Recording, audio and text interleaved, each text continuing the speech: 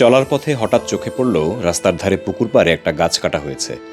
গাছের গুড়ি আর মোটা মোটা ডালগুলো লেবাররা কেটে টুকরো করে রাখছে নিয়ে যাবার জন্য।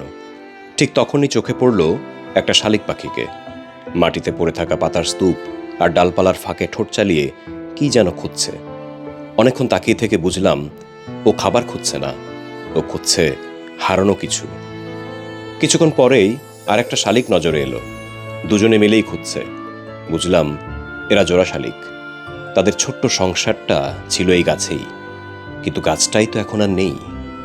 তাদের বাসা, তাদের ঘর, হয়তো তাদের ডিম, হয়তো তাদের ফুটে ওঠা ছোট বাচ্চা, সব কিছুই এই ডালপালার স্তূপের নিচে। যারা গাছ কাটছে তারা হয়তো জানেই না তারা কেবল একটা গাছই কাটেনি, তারা একটা সংসার ভেঙে দিয়েছে, কয়েকটা ছোট্ট জীবনের নিরাপদ আশ্রয় কেড়ে নিয়েছে। শালিক দুটো হন্যে হয়ে খুঁজছে তাদের বাচ্চারা কি আদৌ বেঁচে আছে, নাকি এই মৃত গাছের শরীরের নিচে সমাধি ঘটেছে তাদের। তারা কি খুঁজে পাবে তাদের সন্তানদের, নাকি এই বিশাল পৃথিবীর কোলাহলের নিচে চিরতরে হারিয়ে যাবে একটা ছোট্ট পরিবারের কান্না।